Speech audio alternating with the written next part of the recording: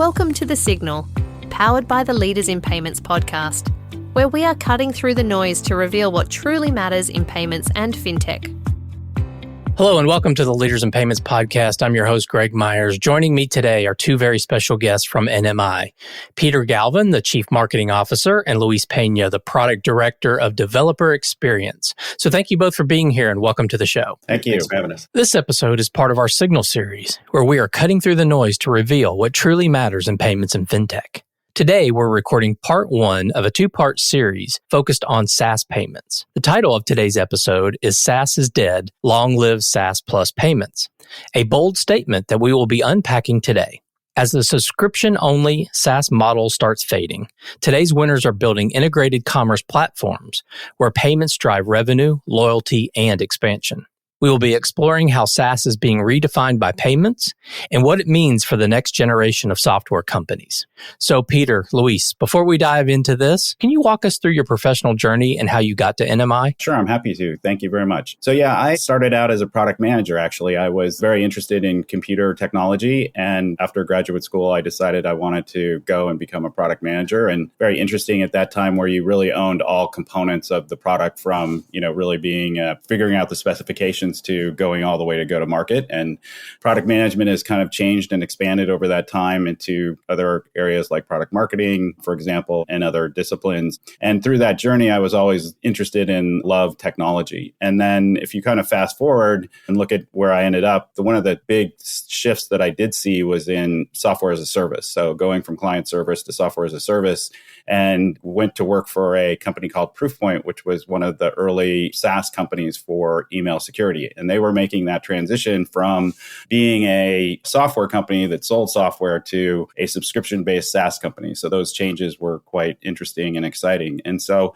ever since then, I was always in security and in the security marketplace as a chief marketing officer, working with a few different types of SaaS organizations, mostly in the security space. And then one of the last companies I was with, a company called Talus, did a lot of work with banks and credit card companies and provided encryption services to those types of companies, which led me to NMI and to get more formalized into payments. So instead of being in the middle of the infrastructure for what I would consider, banking and fintech, I got more into the infrastructure for providing embedded finance for SaaS companies. So it seemed for me, it's a good fit for both SaaS and for the underlying technology, and also something new that SaaS companies are trying to achieve. Okay.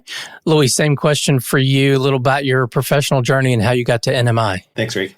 Yeah, so I fell in love with software actually when I was 8. I wrote my first line of code way back then on an old IBM machine, no hard drives, dating myself a little bit here. But I just loved software and fell in love with software way back then. So I went to undergrad here in Orange County in California. I went to UC Irvine for computer science, and then I followed up with my graduate studies there in business. While I was in Orange County, I worked for 15 years in the residential construction industry, focused on low voltage construction, a lot of fire alarm, home security. And there I was able to automate a lot of our software and our processes. There was a lot of manual things happening, a lot of fax machines, a lot of paperwork that was very manual. So still able to build software for an industry that really needed it. But then was also exposed to a lot of, SaaS recurring revenue, especially with Alarm, and the reseller white label branding model, which is very prevalent in the home security realm as well. So after my 15 years there, I decided to double down in software, came to NMI about 10 years ago now, joined via one of their gateways, and spent 9 years in engineering here at NMI, building a number of our solutions and just finishing up my first year in product management. Okay, great. So Peter, can you give our audience just a quick overview, high-level overview of what NMI does? Sure. NMI is a payments acceptance platform. So we help our partners, and those partners could be independent sales organizations, fintechs, payment professionals, and especially software and SaaS companies, provide payment infrastructure for their clients or their merchants. And so today we have over 4,000 partners that we work with and over 1 million merchants that use our platform to be able to take a credit card payment either directly through some kind of point point of sale system or embedded into software. And so that is truly what the company is able to do. We do that as a white label service, which is very unique in the marketplace. We also don't go direct to merchants. We only go through these partner channels that we've developed over time, who basically build a solution around our product offering and then deliver that solution to their merchants and work directly with their merchants. Okay. So, Peter, sticking with you, and we've talked about this. So, the subscription-only SaaS model is fading and payments are becoming really a core growth engine for them. So, what's fundamentally changing about how modern SaaS platforms create and capture value? Yeah, I think the challenge that SaaS platforms have always had is that they always had to pick one thing to be able to generate revenue from. So, it could be a seat model, it could be a full enterprise model, and they were really limited in the way that they could deliver value. I think the other change that we're seeing is we used to see a lot of very horizontal platforms that required a lot of integration for different organizations to be able to integrate those platforms into their larger enterprises. And what's kind of exciting for us is that NMI also, one of the things that we do is we really specialize and focus on small and medium-sized businesses and those partners and software companies that are providing them services. And so one of the big changes that's happened in SaaS over the last few years is you've really seen this move to what we call vertical SaaS and vertical SaaS platforms. So when you think about a vertical SaaS platform, you have a SaaS provider who is providing medical software, for example, to a doctor's office or dental software, or could be a pet vet or for a hair salon or for dog boarding. So there's a number of different new, smaller vertical software companies that are coming into the business. And really what those software companies have in common is they're really trying to help automate all of these different processes, which would be manual. So if you think of the old days of like just a plumber, for example, you'd have to call, make an appointment. Somebody would finally show up at your house between 8 and 5. They deliver you an invoice. Maybe they get paid by a check, 30 days later. What these vertical software companies have done is do all this automation. And that's something, that Luis was talking about in his earlier experiences, was really automating that process. So they've really digitally transformed these businesses that are needed for these small and medium-sized businesses. And they start usually with a subscription model that allows them to provide some set of services. But what they found over time is in any of those businesses, those vertical B2B services, their consumers also want to pay. And so one of the benefits that we provide is being able to embed those services into their SaaS offering. And the other part is that by being able to provide that service for that doctor, for example, to take a payment through that software system, that SaaS company can also participate in the interchange and in some of the revenue that is created through that. So not only are they making money through their SaaS subscription model, but they're also able to find additional revenue streams through interchange. We're also seeing that one of the challenges with small and medium-sized businesses is that their ability to access working capital. And usually, if you think of this is just one example, but a lot of times when they're trying to access working capital, they can either go to their bank, which could take 30 or 60 days or even longer, and usually will be denied. They may have to put up some serious collateral, like a house, for example.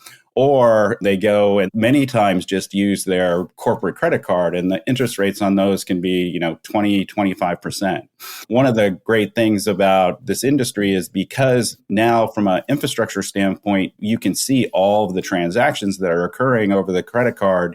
You can now provide loans that are very specific to that individual merchant and provide a much better loan, better payment terms. Payment terms are based on the streams of revenue that they're getting from that's coming through the credit card payments. And so, there's additional financial services offerings that can be offered to these clients or merchants through these SaaS companies from companies like ourselves. And so not only is there a subscription model and an interchange model, but there's also other fintech models that allow the SaaS company to become more of a financial expert for their merchants or their clients. Okay, great. So, Luis, over to you. As SaaS companies shift toward this payments-driven model, what are the biggest developer considerations that they need to be thinking about sort of earlier in the process? Yeah. So being that SaaS companies tend not to be payments experts, they really kind of need to understand the lay of the land from their processes, right? They need to understand that the partner they're choosing matches the way that they're developing software themselves. So also they need to consider the ways that the platform will be able to integrate into that which they've built and what parts of the journeys they need to maybe consume earlier, later, and then maybe like eventually. There's an amount of effort related to each piece of payments that you integrate into your software. So being able to take those independently and match them to your own product roadmap. So for example,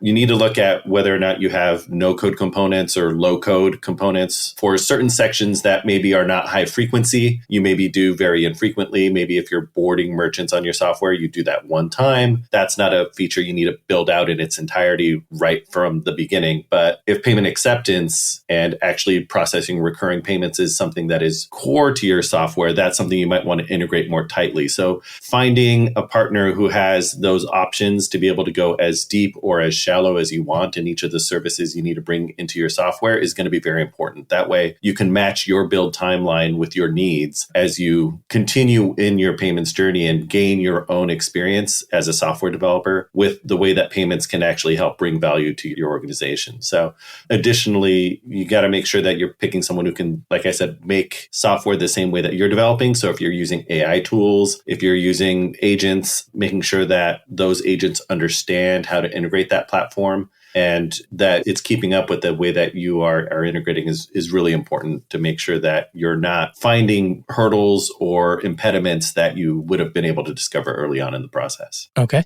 Louis, sticking with you, when a SaaS platform evolves into this more full commerce platform, what integration patterns or technical building blocks really become essential for supporting that when they want to scale their business? Yeah. So as again, they're not necessarily payment experts. They need to think about their software and how they're incorporating the new journeys for their merchants into it. So for example, you need to think about merchant onboarding, how they're applying for these accounts. You need to make sure that you have a way for them to do that during your own onboarding process, to be able to have this additional step that's in there. When you're bringing in payment acceptance, to be able to have a way to securely get that card data, not on your own system so that you can stay out of scope from a PCI and a compliance standpoint.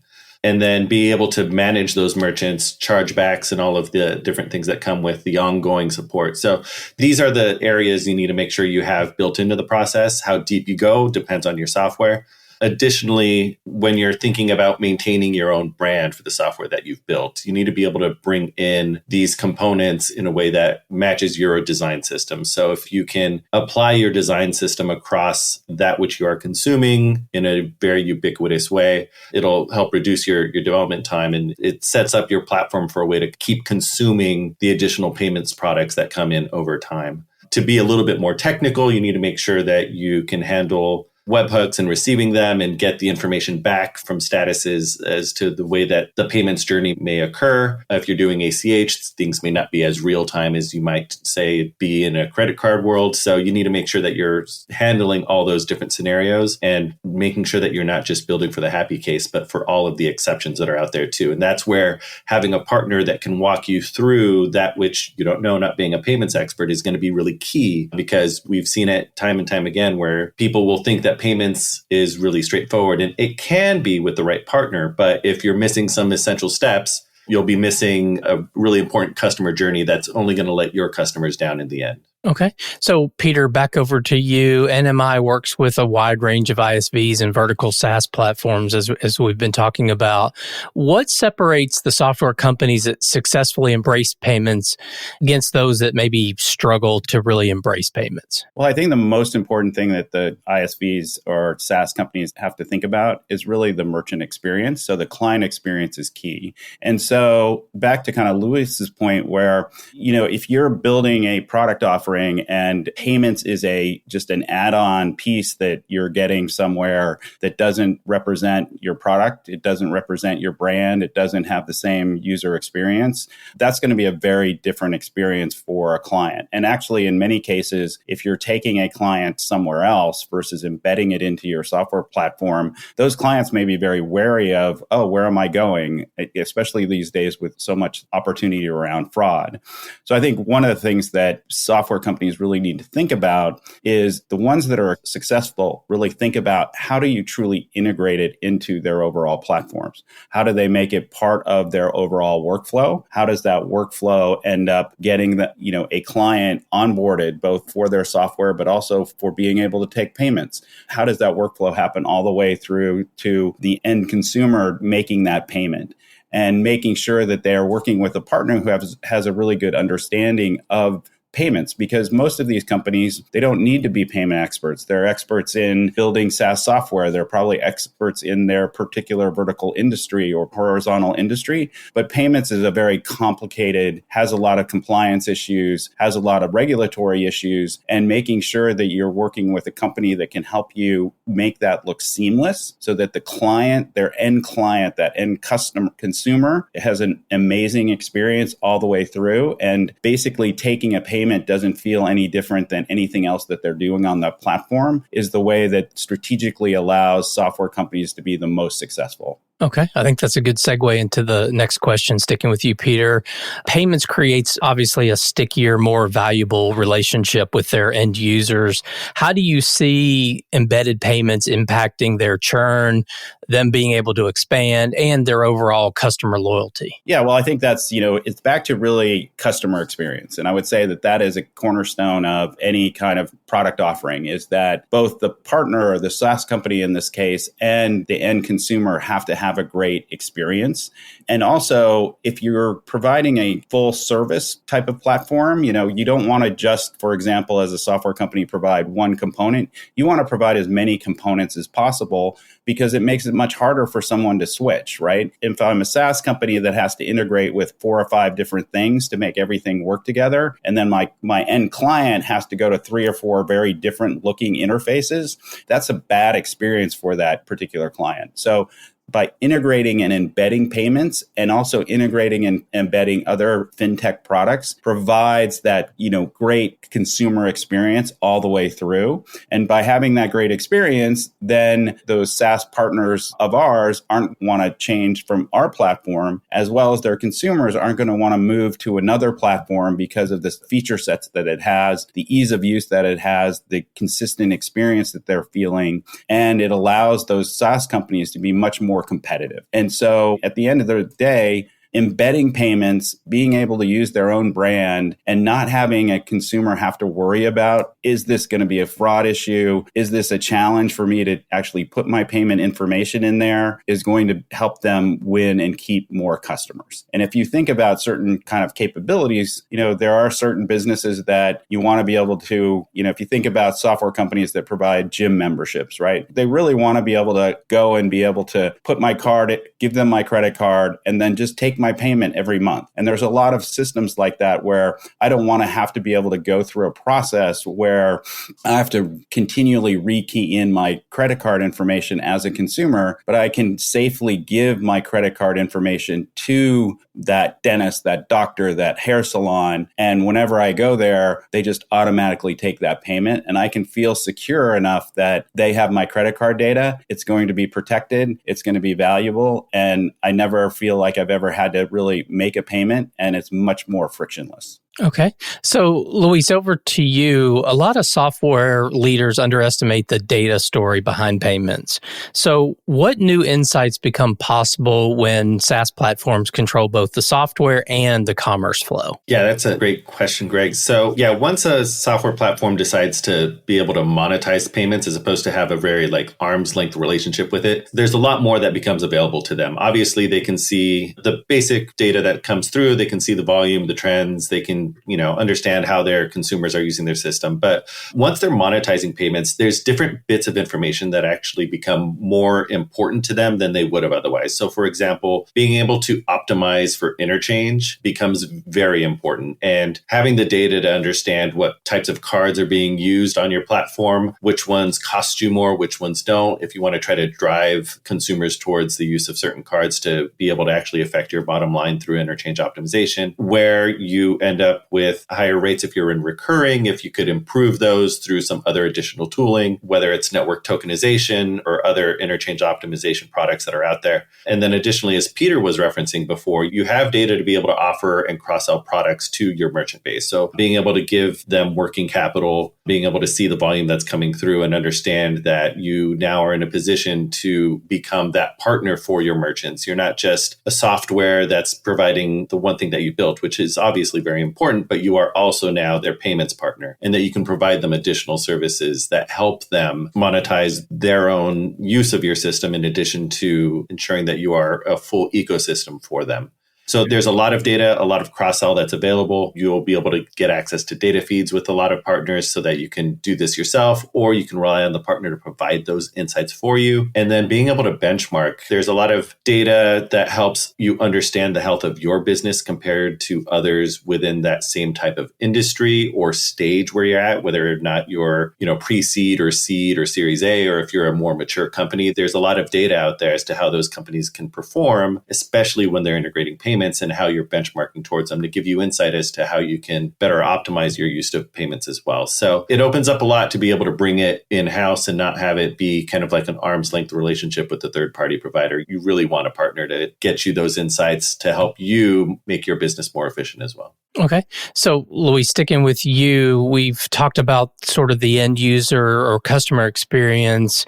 Let's talk about the developer experience because it's becoming or is a strategic differentiator for some payments partners. So what ultimately makes a platform developer friendly in a way that really accelerates that adoption for these SaaS companies? Yeah, this is my favorite topic. So thank you for this question. There's a lot that's in here. It's not just about building APIs in a software. That's kind of table stakes at this point. But as I mentioned before, it's really understanding how developers build their software and that would integrate payments into their stack. So there's a lot of things to look out for and a lot of things that are now expected when you are working with developing or integrating any type of software vendor out there. So first is just their ability to provide their service in a multiple of different ways, whether or not you integrate them in a no code, if you're just doing a proof of concept. There's multiple stages in software development, and sometimes you just need a proven idea out. So being able to bring in no code or maybe very low code, lightweight options to get a POC out, to test some things, to be able to maybe do some A/B testing in a platform. It's important that you don't necessarily need to go all in and do a full build. While you're developing, having a sandbox available is very crucial so that you have a safe place to test, safe place to make errors, and that you have developer guides and test suites that really help you understand what all the scenarios are that you need to really deal with. I alluded to it earlier that you don't necessarily need to always develop for the best case happy path, but robust and very well-developed software that gives a good customer experience handles all of those exceptions very well. They understand where things might go wrong. They understand that if a transaction's taking a lot of time, it'll give you a spinner and it'll let you know, hey, we're still processing. Don't refresh or abandon this transaction. Being able to handle declines and prompt for another payment, being able to handle all of those different exceptions and having test suites that walk you through those and a sandbox that can simulate all of those exceptions as well. So you can test those in your own software so that you're not just building in theory, but you have a way to go through each of those. You can trigger error responses, you can trigger declines, you can trigger transactions that may take a long time. You can simulate a lot of the bad cases so that your software is robust. So having those test suites available and all of those test scenarios is also really important from a developer standpoint because that gives you confidence that you are building a robust integration to a payments provider. Additionally, the systems that give you feedback, especially in that sandbox environment where you can see the calls that you've made to the platform and you can understand where you might have missed something. You can get guidance as to an error code that you got and what was missing so that you know how to correct it. is also kind of really important. So you get that live feedback from the system as you're constantly developing and iterating. And then finally, as I mentioned, just meeting people where they are these days, making sure that your IDE that is powered via AI is able to understand the documentation for this software platform and be able to properly implement what you're trying to do. These developers, again, they might be new to payments, and they're going to rely on the thoroughness of this documentation and how well the AI agents they're using to help them build their own software can consume this documentation. So I can go on into details about MCP servers and all these different types of components that are out there, but it's really just making sure that they're keeping up and that they are really working with you and feel as cutting edge as you probably are as a software developer. You're building something very important and very interesting that is serving a need. And those who you bring along into your own software need to feel like partners who are doing the same, that are on that same level with you, iterating, building, keeping up with what's the latest, and making sure that they're not creating a jarring experience for your customers, because that's important for you to develop that cohesive experience for what you're building. And the partnerships you build are very important to making sure you deliver that cohesive experience. So again, I can go on and on about what is out there that makes a good developer experience, but I'm listening to folks all the time. I'm hearing phone calls and just kind of getting all the insights, and we'll turn things around pretty quick, but I'm excited to see where things go. Okay. So, Peter, some SaaS founders treat payments as a feature. We've kind of talked about that. Others see it as a strategic growth engine. How should these SaaS founders be kind of reframing their thinking from feature to growth engine? Yeah, and I think that comes a lot from the lack of knowledge around payments. Payments is a complicated subject. It's difficult to understand. I think there are some people that are in the early stages are very naive about what does it really take to take a credit card payment. As a consumer, it seems like a very easy, simple process, which is designed to be. But in the background, there's hundreds of things going on to make sure payments get accepted, there isn't fraud, people get paid, and both sides get paid, and one pays the other. So I think there has been that was the starting point for a lot of these early founders, but it truly is a strategic growth engine. It truly is another component that they want to have within their software stack, and they need to really go back and think about what is their customer journey? How is their customer going through and using their software all the way to the end? And at some point in that journey, the consumer is going to want to make a payment. And how do they make that payment as frictionless as possible, as easy as possible, with the same experience that impacts their brand, right? And so again, when you think about consumers and how they think about brands, they think about companies they use and work with every day. And so having that same great consumer experience is foundational for any kind of growth for these SaaS companies, because they're the companies that are figuring it out. And I think many, many more founders and many, many more SaaS folks are understanding payments a lot better than they ever had before. And they understand the strategic importance of it. They just don't understand how to go about and doing it. And so that's where other partners like ourselves come in to really give them the infrastructure and give them the platform to be able to make that a strategic growth driver for them to become more successful. And so I really think they should rethink. The reframing is this is another part of what should just be a part of your overall SaaS system that you're developing. Because at some point, someone's going to need to take a payment and pay for something. And you, as a SaaS provider, want to be in the middle of that process, and you want it to make sure that it feels like part of your brand and part of your experience. Okay, so final question for both of you, and Peter, we'll stick with you.